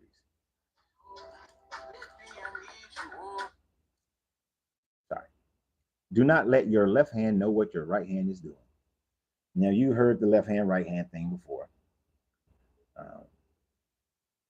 We can extrapolate that into sometimes you don't tell all your business to everybody. Keep certain things to yourself. But even within yourself, don't let your left hand know what your right hand is doing. But the first part, I disclose my mystery to those who are worthy of my mysteries. I know when we talk about secret organizations or organizations that have secrets, some people get bent out of shape. They get mad. All the Masons, the Rosicrucians, the Illuminati, the Bilderbergs, I forget the one with the big ass owl, Bohemian Grove, Skull and Bones, get all bent out of shape. As a person who has gained knowledge of certain mysteries, everybody's not ready. Everybody is not deserving of some of the greater mysteries of the universe. Some people, I was talking to, like in masonry, one of the first things that you say, well, the first thing about masonry is that if you're like a felon, you can't become a mason. If you committed murder or And some felons you might be able to get by. Like you robbed the grocery store 20 years ago, served your time, and you've been a good dude since then. You might get in. But if you rape somebody, murder somebody, you ain't getting in. You've harmed a child, you ain't getting in. Plain and simple. Because the first thing is making good men better. Doesn't always work. There's some evil jokers who've been in there. And then history, culturally, people have done things based on their culture, and they were considered good at the time frame of their culture. Yes, and so I'm gonna get to that one, David. So basically, everybody's not ready for the mysteries. Everybody's not ready for the understandings. Some people, if given the mysteries, would do far more harm than good. I can't tell y'all about some of the work that I've done or some of the information I was privy to when I was in the Marine Corps. Y'all would scream holy hell murder. But some of y'all are alive today because of some of that stuff. Because I can assure you that there are certain things that if things hadn't been done, that World War III would have happened and somebody in your family or yourself would have been caught up into it and you wouldn't be here. There's a lot of other people who wouldn't be here. So some things you don't need to know. You got to be worthy of. Now, when it comes to this kind of stuff, I've watched many people take, and this is one of my problems I'm having with the so-called woke. I don't even like the term woke no more because they bastardize the hell out of it. But the spiritual community, some people have gained some of the mysteries, and yet they use them in such a way that they're doing more harm than good. In the same way that you got pastors and priests who are hurting children, hurting marriages, taking advantage of men and women, and all these other sorts of things. You have people who are not responsible with the mysteries, and so they shouldn't have it. And all conspiracy theories ain't conspiracy. Some of them are true. Some of them turn out to be true things that are going on. All right. So, but not everybody's, some things, not everybody's ready for the conspiracy theory. Not everybody's ready for that information to be revealed. They had that whole Senate thing on the UFOs. Some people still ain't ready for that. I am so interested in seeing what happens to the religious community when UFOs, like when the aliens when they show up, when it's the real real. When it's the real real, I am so ready to see people's response. Who made them? Did Jesus visit their planet? Oh, they have a whole different kind of understanding of spirituality. I'm ready to. Look, I want the med beds, but after the med beds, I want to hear their spirituality. I want to know the aliens' religion. Because that's going to be hilarious. That's going to be hilarious. Let's read this next one. Got like two more. Yeshua said, there was a rich man who had a great deal of money. He said, well, if he's rich, yeah, he got a great deal of money. Who wrote that? There was a rich man who had a great deal of money. He said, I shall invest my money so that I may sow, reap, plant, and fill my storehouse with produce, that I may lack nothing. These were the things these were the things he was thinking in his heart. But that very night he died. Anyone here with 2 ears had better listen.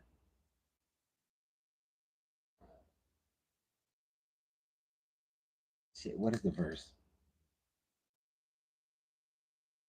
How does it go? I forgot how it go. Oh well. So basically, got a rich man, he already got a great deal of money. But now he wants to invest his money so that he can reap, sow, plant, and fill his storehouse with produce. So that he's lacking nothing. And then he dies. You can't take it with him. And this doesn't necessarily correlate with the one that says that, a man who gains the whole world but loses his soul, or make your storehouse up in heaven and all that sort of thing. They would like this. But When I read this, I get a few different things out of it. One of the things I get out of it is it's great to have things. It's great to have money and have everything so that you're not lacking. But don't forget to live your life. Don't forget to enjoy your life. Don't forget to experience love amongst your family, your friends, your romantic love. Don't forget to see the beauty in nature, to see to to travel and do all these things. Don't forget to live, right? You spend some, and I've these last 8 9 years, I've been just working, and if I were to die today, these last 8 9 years, a lot of it would have been wasted. A lot of it would have like, okay, I spent all that time working. I haven't been on a really good vacation since I haven't been on a real vacation. God damn, since 2014. Did I do one in 2015? Nope, didn't. No, I haven't been on a real vacation since 2014. I've done some little weekend trips here and there, but a real vacation, I haven't done one since 2014. That's a damn shame. Ain't been on a cruise, ain't done nothing. You know what I mean? Mm-mm. Most of my days have been spent working. Go live some life. That's why there's some changes that are going to happen immediately in my life. Because even though I plan on living to be 150, you never know. Why waste it? You know. So people say, "Oh, I can't wait till I retire because when I retire, I'm gonna do this, I'm gonna do that, and do this." Most people die within 10 years of retirement. That's a sad thing, especially if you came from a job that was like stressful. You know that most people in the military who stay 31 years usually die within 5 years. Though there's a high percentage. It's not most, but there's a high percentage. That's a damn shame because the military can be very stressful, and you spent 31 years of your life doing it. And then a lot of people they do 20 years, then they go, "Oh, I'm gonna get me another career," and then they do finish that 20 years, and then it's like, "Oh, okay, I got two retirements," and then they die. There's a guy here who told us that there was a man he had work. He had worked. He did the military service, then worked for the post office, built up all this money, all this stuff, and all he did was work. And then after he retired, 5 days later he died.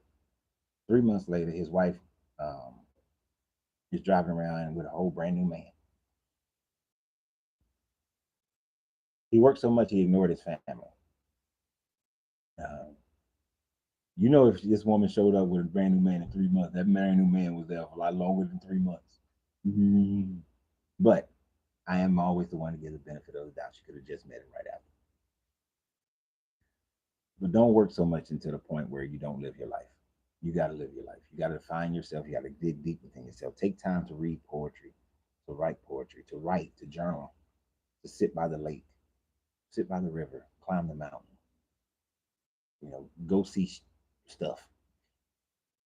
Enjoy your life. Whatever facets, whatever methodology that you use to enjoy life, go enjoy it.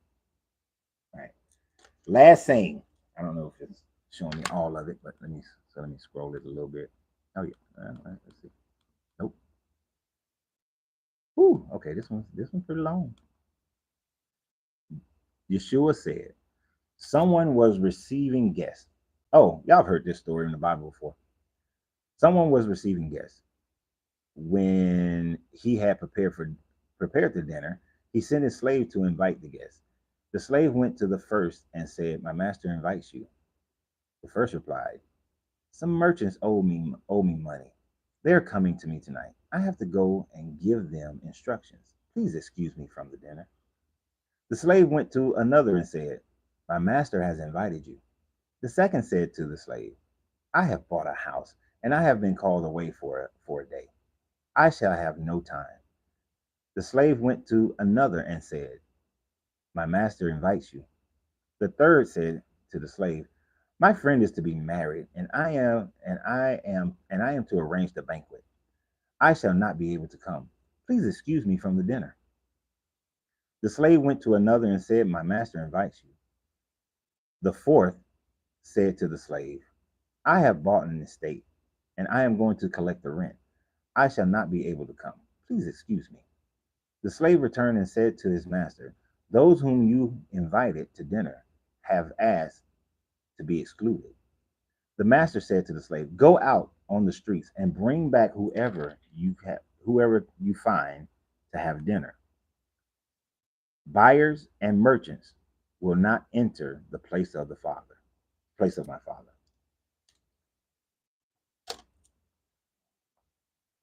I'm sure you all get that one. Actually, I like this version of the story better than the version that was in the Bible, right? Because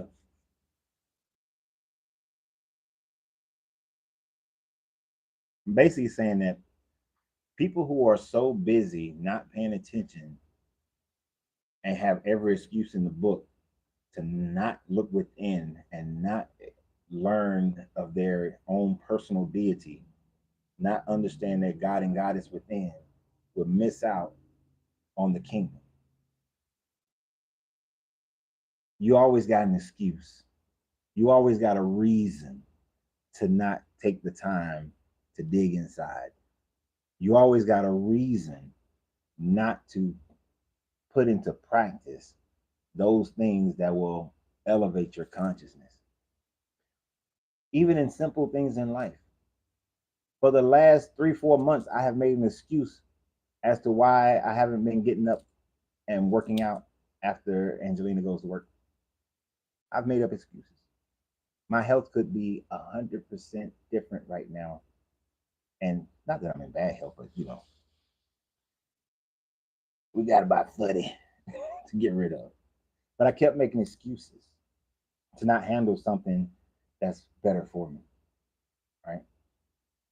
But then I decided first, y'all gotta understand, Angelina can cook her ass off. When I tell you that girl can cook, that girl can cook.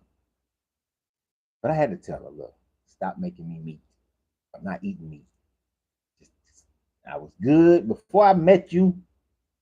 I was good at not eating meat. Very rarely eating meat. Let me say not eating it at all. But I was like 90% vegetarian. Been with her for a year. And at first I wasn't eating the meat, but then I tasted some of it and it was so good. It was good. And 30, 40 pounds later, face and cheeks all fat up. It got so bad that she gave my stomach a nickname, y'all. Ain't that horrible? You know it's time to get rid of something when she not nicknamed your damn stomach. So now he got to go. He got to go. Can't have it here. She not nicknamed it, so he got to go. So I went back to my normal. I'm going back to my normal diet. I have gone back to my normal diet, and the exercise. I don't get a chance. I'm still not got there yet, but when I get off here and throughout the day, I do some push-ups and things like that. Try to work it out to get my mindset back. Now, part of that morning thing is I hate working out in the morning. I'd rather work out in the afternoon. Waking up in the morning working out just it's the worst. But anyhow, the thing about it is, if you're so distracted with everything that's going on in your universe, in your world, you're going to miss out on the real universe. Right? You're going to miss out on the spirituality. That's what the dinner represents. Coming into and entering into the universal energies. You'll miss them because you're overly focused on, I got to go to work. I got to build this business. I got to get my kids through college. I gotta. You know how many relationships are destroyed, and the real reason they're destroyed is because the parents stop focusing on their marriage and they focus more on their children. We have a saying in the lounge: "Fuck them kids." The reason why we say that is because them kids will cause two people to be together, spend 20, 30 years focusing on children, and then once all the kids are gone, y'all don't know each other no more. You don't know that woman. She don't know that man. Y'all don't know each other. And now y'all trying to live the rest of y'all life together, and y'all older, and now y'all trying to retire. And he got all his hobbies, she got all her hobbies, and y'all don't do nothing together because y'all don't know each other. One of y'all is lost because you ain't got the kids involved. So if you was that sports parent, well, kids are gone now. So what do? You go adopt some other kids by being the sports coach for everybody else. Consistently now ignoring your spouse. And she's like, or he's like, hey, our kid's not involved in that no more. So why are you still all over that? Because you don't want to spend time with him or her. Mm-mm. You've grown apart because y'all wasn't coming to the dinner. Them kids. I love my children, but they left me, as they should, to go live their own life. So they can't come before my lady. And you women, you know, y'all struggle with that the most. There's a couple of women that I dated, and the reason why we broke up is because they let them kids just run roughshod over everything. And I was like, oh, hell no. God be damned. Little bastard. I'm going to live under my roof and then try to, I'm paying these bills here and they're going to disrespect me. No, we're not doing that. So don't let other things and other people keep you from growing and becoming the me that your eye is trying to become. You have to always take time to focus and develop you. If you don't take the time to focus and develop you, you will get lost and you will get left. And then what the verse before that talked about, um, it was a couple of verses before that talked about you'll become the carcass of the world and you will be eaten. And the bigger part for those of us, you wind up coming back. You wind up coming back. Now we got two options. It's 12:24. You know we're gonna go at least 30 more minutes if nobody comes, maybe an hour. Do we want to continue or do we want to talk about anything?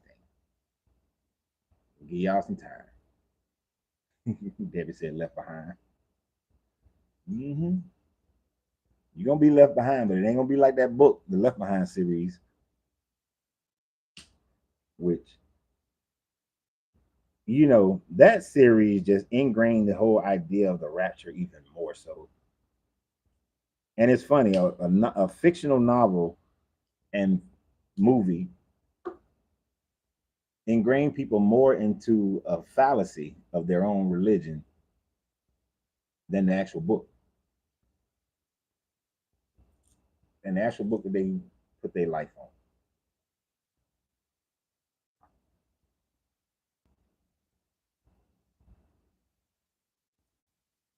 Does anybody are we? Yeah, I saw both versions of the movie. I saw the what was it, Cam dude version, and I saw the shit, I can't think of none of the actors. I saw the Hollywood version and I saw the Christian Hollywood version. I gotta admit, the Hollywood version was better than the Christian Hollywood version because the guy from that TV show, that family TV show, uh, his acting was good. Yeah, Nicolas Cage version. I like Nicolas Cage version better because it was just better acting and a better cinematography. The that church who made their own version, it was like that was that was a TD Jakes production level stuff. And me being a lover of movies, I'm always interested in the cinematography and the acting. But it was a better movie, even though it was still full of bullshit. Because there is no rapture. It's not happening. There's no such thing as rapture. It's not gonna happen. And what'd be interesting, I would like, can you imagine? You had to, I don't know if they showed it. I can't remember if they demonstrated it. They didn't do it in Endgame. You didn't see that. Falcon and the Winter Soldier wasn't in there. It wasn't in Spider-Man. Yeah, so it wasn't. None of the Marvel movies showed it. But if there was a Thanos event that happened and half of life on the planet went away, the religious implications, like you would have had half, let's say half the Christians, half the Muslims, half of the Abrahamics disappeared, but also half of the Buddhists and half of the Ifa and half of the Shinto and half of the Taoists and half of all the religious people disappeared. What can you say as a Christian? The Christians who are left behind. How do you validate? Now the Christians who say, "Oh, the congregation of this whole church, they all disappeared, so they must have been right. They got raptured up." But what do you say about half of this whole mosque that got raptured up? That got Thanos. Would you call that the rapture? Would you say that they were right? What about the Ifas? Are you going to say that the Ifa people were right? You see the conflict in that, of how that wouldn't work. So, and I know y'all gonna think I'm crazy. I would want a Thanos level event to happen, and I get to still be here. And part of the reason is my curiosity to see how they respond. Just to see how they respond. I don't want half the people to die. Amen. I don't want half the people to die. But I'm just curious to see how they would respond to this.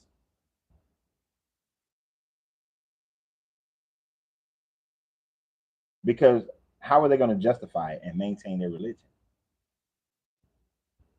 They can't. You cannot. It just won't happen.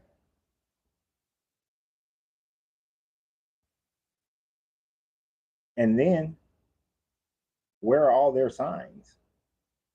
Where's the asteroid of wormwood crashing on the planet, poisoning all the waters?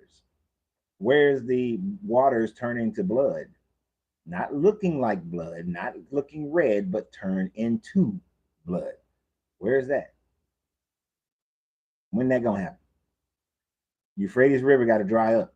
Well, before the Euphrates River dries up, four angels. Well, is it four angels? Yeah, four angels are supposed to appear at the Euphrates River while it still got water in it, and then go off and kill a third of the population. We need that to happen. We need that to happen first. And then later on, it dries up after this so called Antichrist has come and has his one world religion, one world government, and has this military person, then and suffer his injury and then rise up in 3 days and then make people worship the image of the beast. Then that's when we have the Euphrates River dries up. And then he uses the Euphrates River as a road.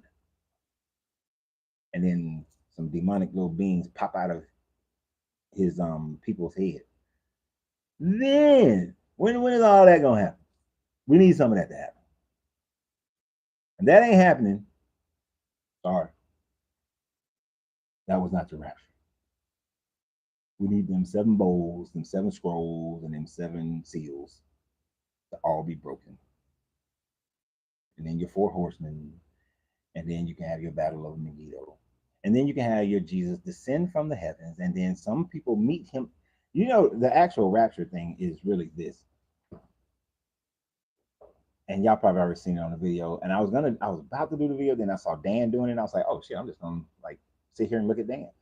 But it literally means that how an envoy comes into a city and you go out to meet them. So these Jewish people literally thought that they would fly up. Some people will have the ability of flight, meet Jesus in the clouds, and then fly back down to earth and escort Jesus to earth. That's the whole rapture. That's the rapture, y'all. It's literally some people getting the ability to fly. meet Jesus in the sky, and then they come back down to earth. That's the rapture. The whole thing we're talking about, two will be in the field, one will be taken, and one will be left. That's not the rapture. That's government oppression that was actually going on during that time frame. So that wasn't something that was meant to come later. That was something that was happening then. No, it's not going to happen the way Christians believe, because it ain't just not going to happen. You know, 1,000. I wouldn't mind living 1,000 years if I can maintain good health. Like if I can get a clone of me, take my consciousness, put it in a clone, let it live, get a clone of me, put it in, you know, we got to do that about 10, 15 times. Because in 1,000 years, I doubt if this religion will still be a major religion in the world. I doubt it. Very seriously. Because in 1,000 years, America won't exist. The Western world will be totally different. The world itself is going to be totally different in 1,000 years. It'll be new, powerful countries. America probably would have broken up into separate countries. Other countries in Europe would have dissolved and others created. Countries in Africa will rise, and some countries will dissolve. New ones will be created. India, Russia, everywhere, the same thing.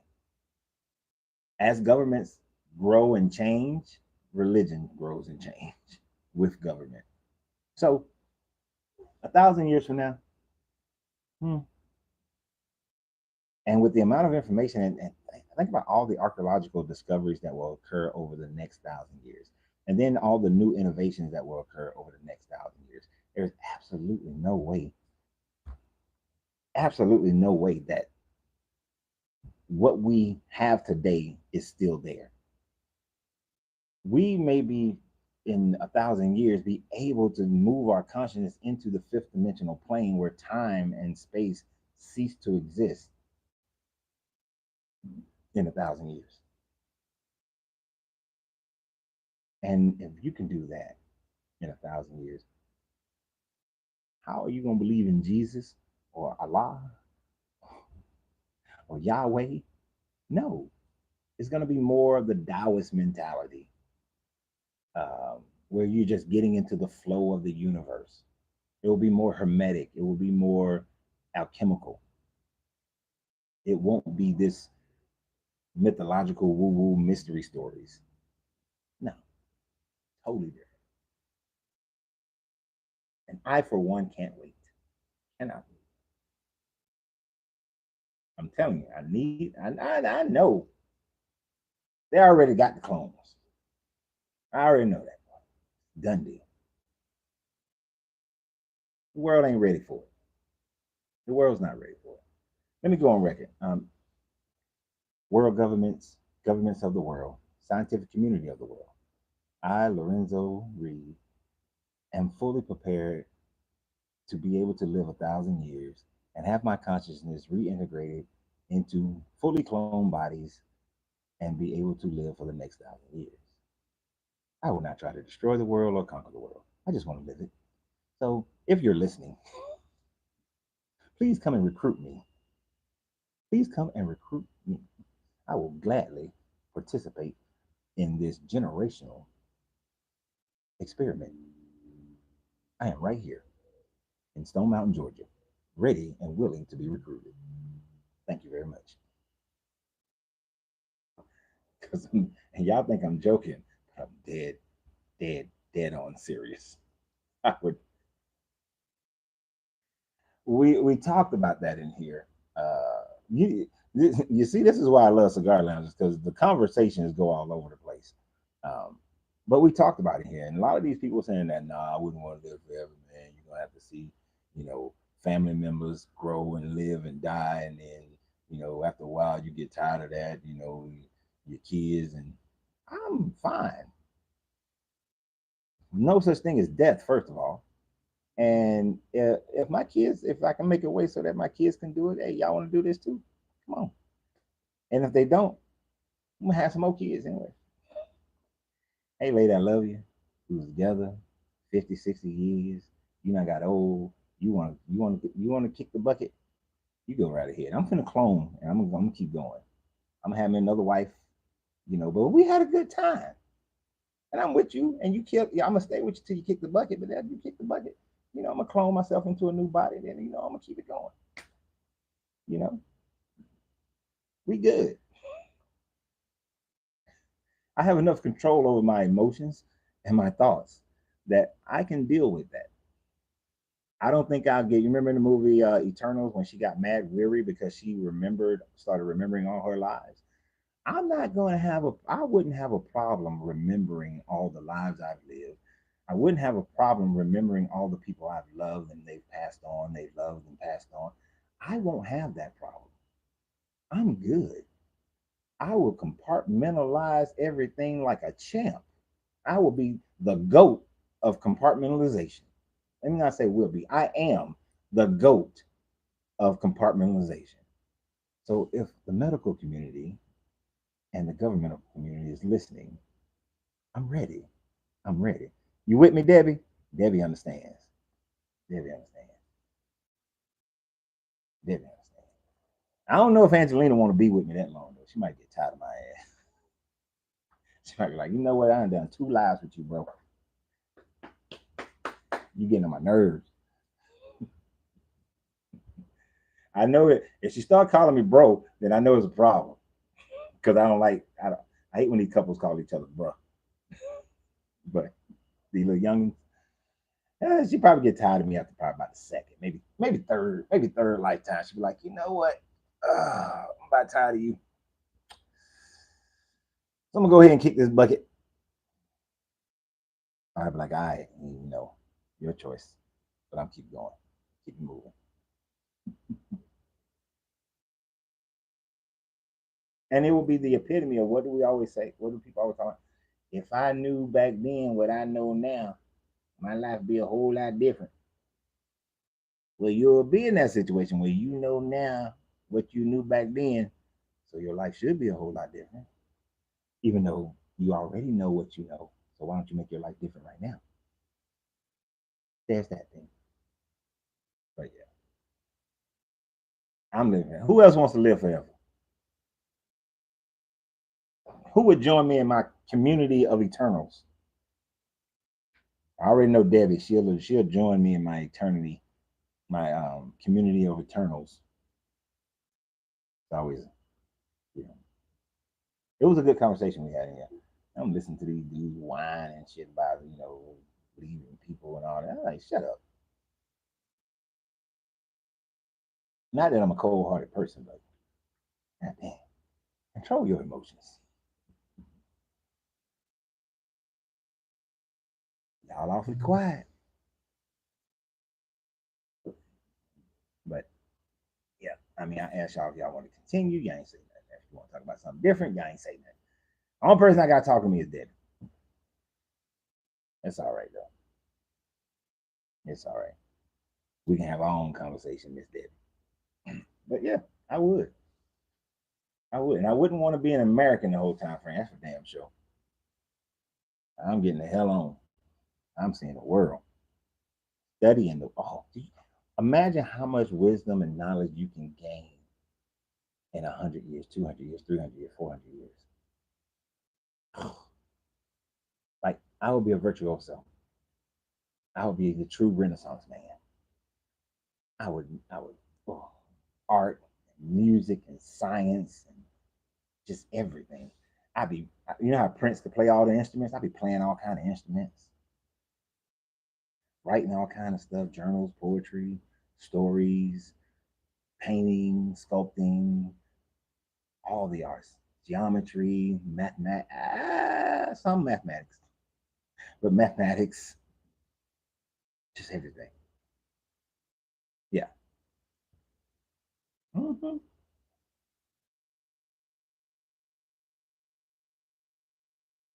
Now, every time they clone me, I'll be like, look, I need a new ID and I need a new country.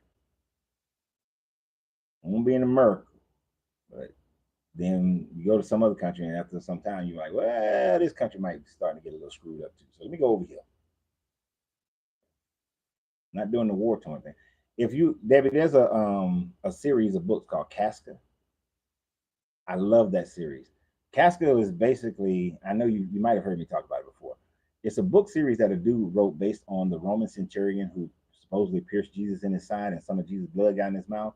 And when it did, his eyes opened and he told the dude, "You're gonna live and you're gonna be fighting wars until he returns." They had that person. That person was also in um, the movie with Demi Moore called The Seven Signs, The Seventh Seal. He was the priest who killed the old priest.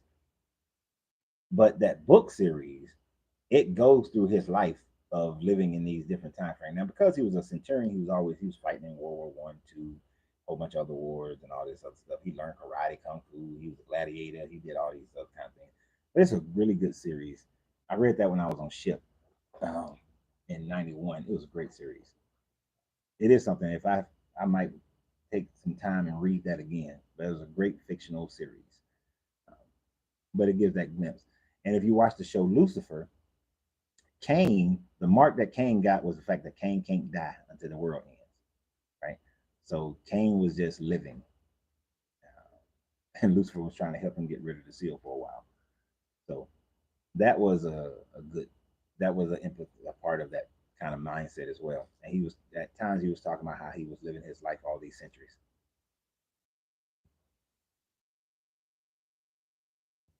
At one point, he said he threw himself into a volcano, and it took him like 6 months to get out.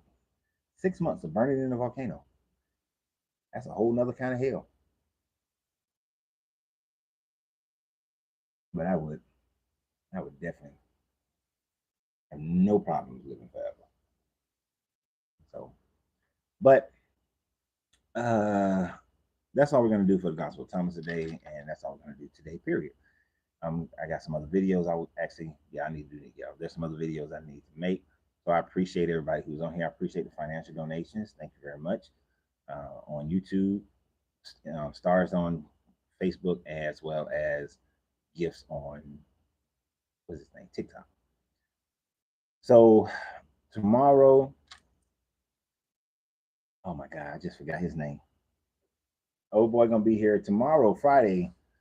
Because literally, I said earlier this week, I don't know what we're talking about on Friday because I forgot that he was gonna come on Friday. So Friday, we're talking about polygamy and polyamory, and how it is in the Bible as far as that. I can't remember exactly what his spirituality is, um, so it'll be interesting. But we're gonna have that conversation tomorrow, so y'all get geared up for that one right there. Say this was very good, very informative. Love learning. Great. I'm glad you did. Uh, and we will go from there on Friday. Oh, because you guys know, and I know some people gave Angelina her condolences on on YouTube. I'm not quite sure yet, but I know her uncle. I told you guys her uncle passed away last Saturday. The funeral's on this Saturday. I know she's going to North Carolina. I'm trying to figure out my way so that I can go with her to North Carolina. So I may or may not do any videos on Saturday. If I can't go, I definitely will do some videos because I ain't gonna have my lady with me. But I'm trying to figure it out. So I appreciate it. But I was saying that mainly to say thank you everyone for your condolences and your energy, goodwill energy towards Angelina and her family at the loss of her uncle.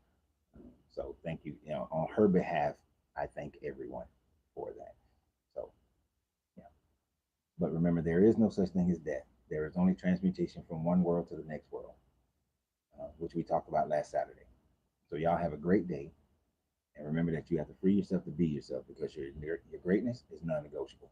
Good journey, good vibration, and I will see you guys later. See you guys tomorrow.